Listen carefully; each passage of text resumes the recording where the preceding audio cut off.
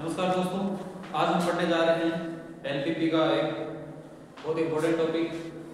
दी गई एलपीपी को simplex method से या सिंप्लेक्स कलन विधि द्वारा हल कैसे करते हैं उसके बारे में आज पता करेंगे। तो आइए, हमें दिया गया है कि एलपीपी को सिंप्लेक्स कलन विधि द्वारा हल करना है। सिंप्लेक्स कलन विधि से हल करने के लिए हमें दो चीजें ध्यान रखनी होती। एक तो जो हमारे पास जेड दिया हो मैक्सिमम होना चाहिए, दूसरा जो स्टेटमेंट है, स्टेटमेंट के आगे जो आधारी हमें आवश्यकता सदिश दे रखा है, ये दोनों ये हमेशा पॉजिटिव होने चाहिए, जो कि ऑलरेडी पॉजिटिव है। अब इसको सिंप्लेक्स रूप में बदल देते हैं। पहले तो सिंप्लेक्स रूप मैक्सिमम है, कोई दिक्कत नहीं, सेम लिखेंगे।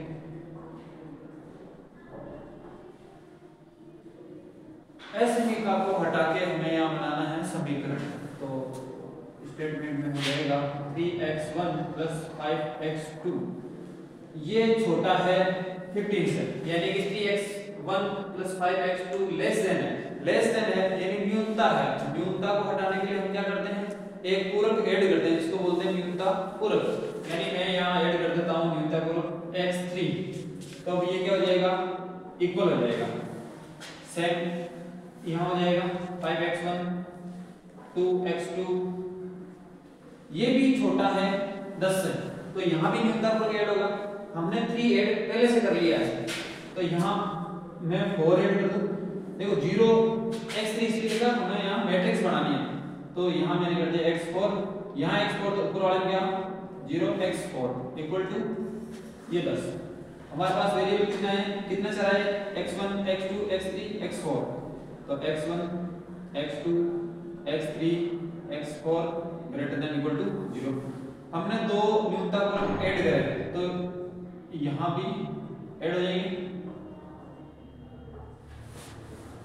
अब देखिए, हमने सिंप्लेक्स रूप में इसको पूर्णतः चेंज कर लिया। अब हमें सिंप्लेक्स टेबल की मदद से इसका सॉल्यूशन फाइंड आउट करना है।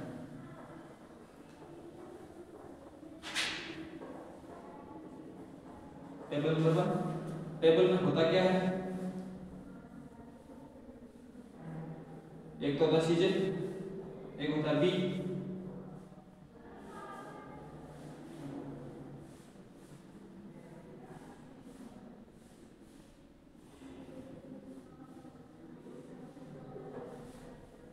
x1 x2 x3 x4 xd B और C।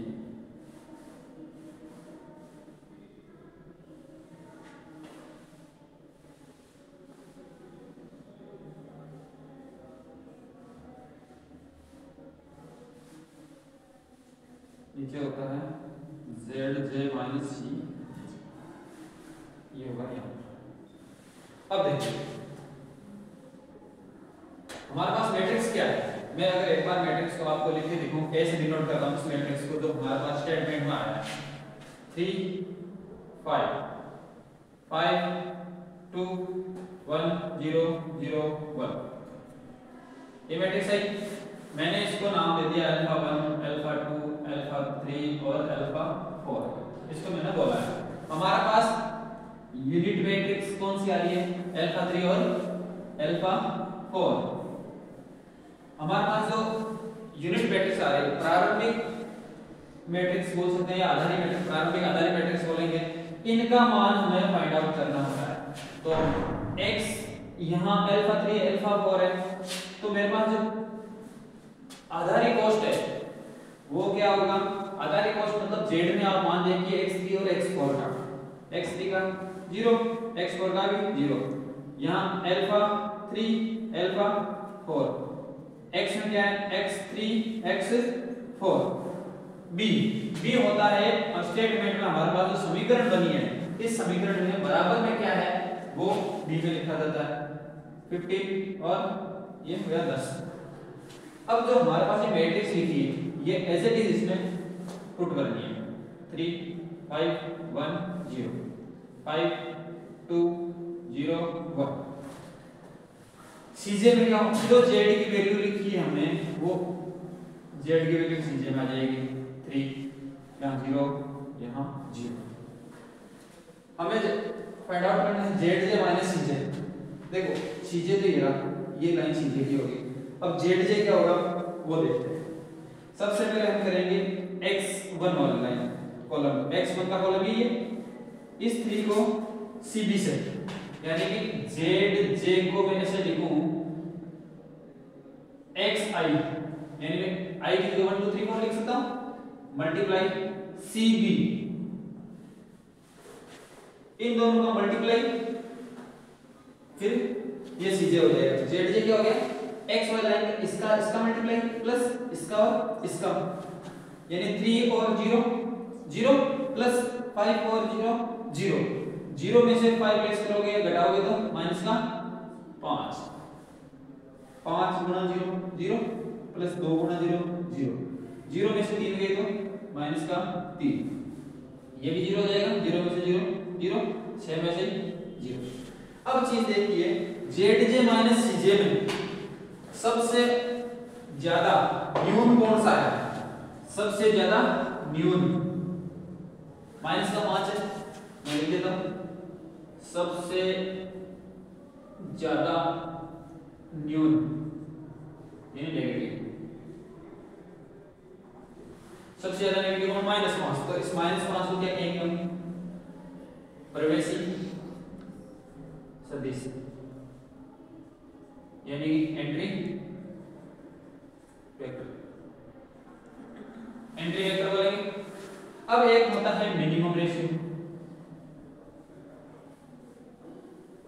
मिनिमम रेशियो इसलिए फाइंड आउट करते हैं कि हमें की एलिमेंट चाहिए, की एलिमेंट विदाउट मिनिमम रेशियो के हम फाइंड आउट नहीं कर सकते।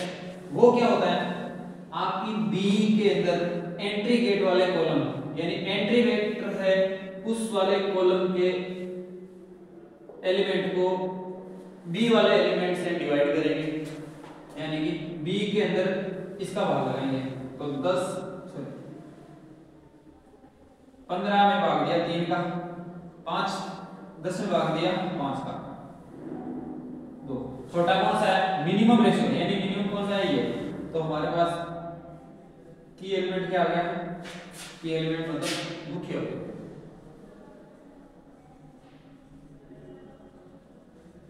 क्या हो गया? मुख्य अवयव, ये हो गया मुख्य अवयव। ये सारे निकालने के बाद देखो हमारे पास माइनस आ रहा है, जब तक ये माइनस आता रहेगा हमें एक से आगे की टेबल फिर दूसरी, जब तक ये पॉजिटिव नहीं आए तो हमें एक टेबल बनाते रहना है और आगे ये चलता रहेगा प्रोसेस। मैं इसको एक बार हटा देता हूं यहां से, मैं नेक्स्ट बना रहा हूं, एक बार टेबल बना लेता हूं सीधे B x1 x2 x3 x4, इधर हो जाएगा xb b c b।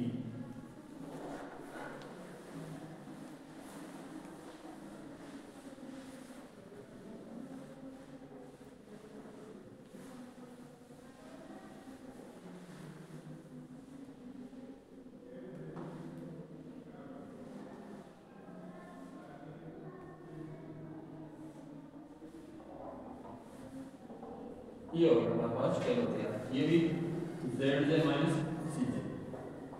अब देखिए यहां जिस स्तंभ में, जिस कॉलम में की एलिमेंट आएगा उसका cj उस रो में 0 के स्थान पर आ जाएगा, यानी अपगामी वेक्टर को बोलेंगे 5 की जगह क्या लिखूंगा मैं? 5। इसमें है x1 में तो यहां आ गया x1, यहां आ जाएगा अल्फा 1। ऊपर की लाइन में हमने कोई फेरबदल नहीं करा तो ये आ गई as it is alpha 3 x3 यहां पर। अब देखिए जिस लाइन में मुख्य अवयव आया, लाइन की बात कर रहा हूं, इस लाइन में मुख्य अवयव आया, उस लाइन को मुख्य अवयव से भाग देना है, प्रत्येक अवयव को 5 से भाग देना है, क्योंकि मुख्य अवयव क्या है? 5 है। तो 10 में 5 का 2, 5 में 5 का 1, 2 में 2/5, 0 में 0 और 1/5। अब देखिए ये एक हमेशा याद रखना कि मुख्य अवयव जिसमें आया था वहां हमने क्या रखा? 1। इस 1 यानी मुख्य अवयव के ऊपर जितने भी कॉलम होंगे उन सब में वो एलिमेंट 0 होगा। तो मुझे ये एलिमेंट अगर 0 करना है तो इस एक को किससे गुणा करूं और 3 से घटाऊं कि मेरे पास 0 आ जाए। यानी इस एक को 3 से गुणा करके और इस 3 में से घटाऊंगा 0 आ जाएगा। इस 3 में से घटाऊंगा यानी कि मैं इस लाइन को बोलूं पुरानी लाइन यानी ओल्ड लाइन। अब ये है नई वाली, ये जो नई लिखी है इस नई लाइन को न्यू लाइन को 3 से मल्टीप्लाई करके और पुराने वाले में से लेस कर दूंगा तो मेरे पास क्या आ जाएगी, लाइन आ जाएगी। तो मैं एक बार पुरानी लाइन को लिख देता हूं 15 3 5 1 और 0। माइनस क्या करना है, इस लाइन को करना है 3 से मल्टीप्लाई करके। क्यों 3 से, क्यों, क्योंकि मुख्य अवयव को 3 से गुणा करके, सॉरी हां 3 से गुणा करके ऊपर वाले में से लेस करा तब हमारे पास यहाँ 0 मिला था। मुख्य अवयव जिसमें आया था उसके जस्ट ऊपर वाला 0 चाहिए था और वो 3 से गुणा करके लेस करने में हमें 0 मिल रहा था। तो 2 गुणा 3 1 गुणा 3 2 बटा 5 गुणा 3 0 गुणा 3 और 1 बटा 5 गुणा 3। 15 में से 6 गया 9, ये 0, ये देखो ये हो गया 25 माइनस का 6 बटा 5 19 बटा 5, ये 0 हो गया 1, ये माइनस का 3 बटा 5, ये हो गया 9, ये 0 19 बटा 5 1 और माइनस का 3 बटा 5। मैं इसको इरेज कर देता हूं, हटा देता हूं यहां से। अब देखिए वो सेम प्रोसेस जो हमने इस टेबल में करा था zj माइनस cj निकालने के लिए कि cj लिख देता हूं मैं एक बार, कोई पुराना वाला cj आएगा 5 3 0 0। पूरी टेबल में एक cj कभी नहीं बदलेगा, ये ध्यान रखना। एक एक कॉलम को cd से मल्टीप्लाई करेंगे, ऐड करते रहेंगे और cj में से लेस करेंगे। तो 0 * 0 0, 1 * 5 5, 5 में से 5 गया तो 0। इसको इससे मल्टीप्लाई करूंगा तो 5 से 5 कट जाएगा 2, ये 0 हो जाएगा। 2 में से 3 गया माइनस का 1, इससे 0, ये भी 0, 0 में से 0 0, ये गुणा होगा तो 1, ये 0, तो 1 - 0 1। अब हमारे पास न्यूनतम नेगेटिव कौन सा है, सॉरी नेगेटिव में मान सबसे ज्यादा कौन सा है, ये है। तो ये क्या हो जाएगा, एंट्री वेक्टर यानी प्रवेश सदिश। हमारे पास क्या हो गया, प्रवेशी सदिश। जिस स्तंभ में प्रवेशी सदिश हुआ है उसका मिनिमम रेशियो ज्ञात करो। यानी क्या ज्ञात करना है, मिनिमम रेशियो। मिनिमम रेशियो जिस स्तंभ में प्रवेशी सदिश है उसके एलिमेंट का भाग लगाना है डी वाले। तो मैं 9 को डिवाइड कर रहा हूं 19 बटा 5, यानी ऊपर गया तो 45 बटा 25, 2 पॉइंट कुछ आएगा। ये देखो 2 में भाग लगाना 2 बटा 5 का, तो ये ऊपर चला गया, ये कट गया, यानी कि 5। मिनिमम कितना है, ये ऊपर वाला, यानी कि हमारे पास की एलिमेंट यानी कि मुख्य अवयव क्या आ जाएगा, ये क्या आ गया, मुख्य अवयव क्या हो गया 19 बटा 5 हो गया। हमारे पास अभी भी एक नेगेटिव आ रहा है, ये रिजल्ट तो होना नहीं है। रिजल्ट तब होगा जब सारे पॉजिटिव होंगे, तो हमें एक सारणी और बनानी पड़ेगी।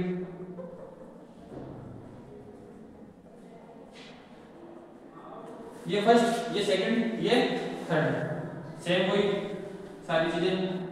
चीजें b x1 x2 x3 x4,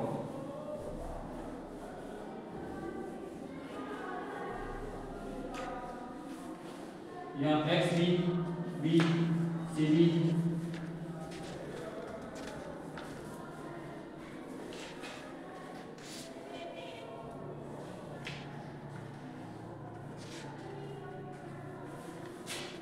अब देखो हमने कौन सी लाइन के अंदर छेड़खानी करी थी, ऊपर वाले, तो नीचे वाले सेम आ जाएगा।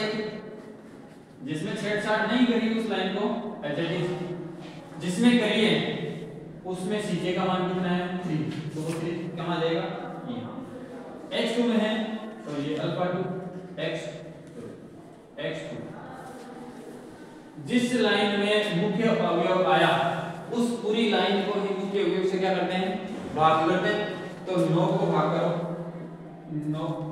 9 में भाग लगाएंगे 19 बटा 5 करते हैं, 5 ऊपर 45 बटा 19, 45 बटा 19, 0 में लगाऊंगा तो 0, 19 बटा 5 में 19 बटा 5 का ये 1 में दूंगा तो अब उल्टा हो जाएगा 5 बटा 19, इससे करेंगे तो माइनस का 3 बटा 5 भाग लगाना है 19 बटा 5, 5 से 5 गया माइनस का 3 बटा 19, ये लाइन हो गई। अब देखिए, अब जब हमने यहां मुख्य अवयव निकाला था 5, तो हमने क्या करा 5 से ऊपर 0 आना चाहिए, तो इस बार भी 19 बटा 5 से नीचे वाले जो कॉलम आ रहा है उसी कॉलम में नीचे की पंक्ति में क्या आ रहा है 2 बटा 5, यहाँ क्या आना चाहिए 0, यानी कि हमें यहाँ 0 लाना है। इस 2 को किससे गुणा करके माइनस करूं कि 0 आ जाए, यानी कि मैं अगर इस 2 को 2 बटा 5 से गुणा करके इस 2 बटा 5 को लेस करूंगा तो 0 आ जाएगा, यानी कि मुख्य अवयव के नीचे वाले कॉलम को 0 करना है। तो हमें इस 1 को किससे गुणा करना पड़ेगा जो उसके नीचे कॉलम है सेम उसी से 2 बटा 5 से गुणा करूंगा और लेस करूंगा तो 0, यानी कि 2 बटा 5 से इस पूरी लाइन को गुणा करके इसमें से लेस करूंगा, मेरे पास ये लाइन आ जाएगी। देखो तो कोई ओल्ड लाइन माइनस का न्यू लाइन गुणा 2 बटा 5, ओल्ड लाइन क्या है हमारे पास, ओल्ड लाइन कौन सी हो गई ये रही 2 1 2 बटा 5, मैं 2 टुकड़ों कर रहा हूं 2 और 1 बटा 5, न्यू लाइन ये रही माइनस करूंगा 45 अपॉन 19 गुणा करना 2 बटा 5, इसको भी 0 गुणा तो कोई दिक्कत नहीं है, और यहाँ 1 गुणा 2 बटा 5, यहाँ माइनस का करना है, देखो यहाँ गुणा करना है 0 से, कौन आएगा इसमें, ये हो गया हमारा पहला, दूसरा, तीसरा, फोर्थ नंबर पे 0 है, फोर्थ नंबर पे ये रहा 5 5 19 गुणा 2 बटा 5, और लास्ट में कौन आ गया माइनस का 3 बटा 19 को गुणा करना है 2 बटा 5, देखो हम लास्ट में। अब इसको करो 9 बार गया 9 दूनी 18, 19 गुणा 38, 38 में से 18 गया तो कितना आएगा 20 बटा 19, ये तो हो गया क्लियर। इसको रिमूव कर देता हूं यहां से, ये हो 1 माइनस 0 से गुणा कुछ भी करो 0 होगा, तो यहां कितना आएगा 1 गुणा 2 बटा 5 2 बटा 5 2 बटा 5 में 2 बटा 5 आएगा तो 0, ये हमने 0 लिख दिया। अब देखो 2 बटा 5 ये गया 2 बटा 19 किसका माइनस का 2 बटा 19 ये भी गया, माइनस माइनस प्लस हो गया। अब कट रहा है क्या कुछ चेक करो, मैं एक बार यहाँ लिख लेता हूँ 1 5 प्लस 3 दूनी 6 19 95। अब ये देखो 5 का जा रहा है 19 बार, 19 प्लस 6 95 कितना हो गया 25 बटा 95, 5 का जा रहा है 5 25 और ये 19 यानी 5 बटा 19, ये तो हो गया हमारा मैट्रिक्स कंप्लीट। ये जो हमारे स्टार्टिंग क्वेश्चन है तो सारे। अब देखो हमें निकालना है ZJ minus CJ, ZJ minus CJ, इसको इससे मल्टीप्लाई, इसको इससे मल्टीप्लाई और ऊपर वाले में मिला, ये CJ सेम ही रहेगा 1 गुणा 5 5, ये 0 5 में से 5 गया 0, ये 0, ये 3 में से 3 गया 0, इसको 3 से गुणा करो 5 3 15 घटाओ 19, ये माइनस का 10/19 कितना आएगा 5/19। इसको मल्टीप्लाई करो इससे तो माइनस का 9/19 प्लस 25/19 कितना हो गया 25 में से 9 गया 16 करेगा 16/19। ये हमारे पास सारे पॉजिटिव आ गए, हमारे पास क्या आ गए सारे के सारे मान पूरे आ गए, मतलब हमारी अंतिम सारणी यही है। अब हमारे पास जो क्वेश्चन दिया था क्या था मैक्स z 5x1 + 3x2। अब देखिए x1 कितना है ये रहा, x2 कितना है ये रहा, तो हमारा रिजल्ट क्या रहेगा मैक्स z 5x1 यानी 2190 प्लस 3x2 कितना है 4590 20 पंजे 100 19 45 दिए 135 19 ये हो गया 235/90। ये क्या है हमारा आंसर। ये सिंपलेक्स विधि द्वारा हम किसी भी एलएलपी को सोल्व कर सकते हैं, इसका ये तरीका होता है। अगर हमारे पास यहाँ 2 रो बन रही है कभी 3 बनती है किसी क्वेश्चन में तो सेम प्रोसेस चलता है इसमें। समझिए जैसे मैंने की एलिमेंट किसमें आ गया इस लाइन में, तो हमने इसको तो भाग दे दिया उस की एलिमेंट से। इसके लिए ऊपर वाले ने क्या करा था कि हम एक को किससे मल्टीप्लाई करके नेगेटिव करें कि यहाँ 0 हो जाए। सपोज करो ऊपर वाले में एक बार मैं यूं लिख देता हूं यहाँ 4 होता तो यहाँ भी 0 होता, क्योंकि हम जिस रो में मुख्य अवयव को जिस कॉलम में मुख्य अवयव ढूंढते हैं उस कॉलम में मुख्य अवयव के अलावा सारे 0 होते हैं। तो यहाँ 0 करने के लिए मुझे क्या करना पड़ता इस यहाँ वाले एक को 4 से गुणा करके माइनस करना होता, तो इस लाइन को 4 से गुणा करके इसमें से लेस करना होता जैसे हमने इस नीचे वाले से करा था। सेम वही प्रोसेस होता। एक दूसरी चीज अगर हमारे मुख्य अवयव वाले स्तंभ में पहले से ही मुख्य अवयव के अलावा 0 आ रहा है तो हमें उस लाइन में कुछ भी परिवर्तन नहीं करना है, न तो b की लाइन b को छेड़ना है, न x1 को, न x2 को, न x3 को, न x4 को, किसी को नहीं। सेम जैसी की जैसी है वैसी की वैसी हमें लिखनी होती है। ये इसका सारा सॉल्यूशन हुआ। और भी कोई दिक्कत हो कमेंट करके जरूर बताइएगा। आपको वीडियो कैसा लगा कमेंट जरूर करना, सब्सक्राइब करना, अपने दोस्तों के साथ शेयर करना।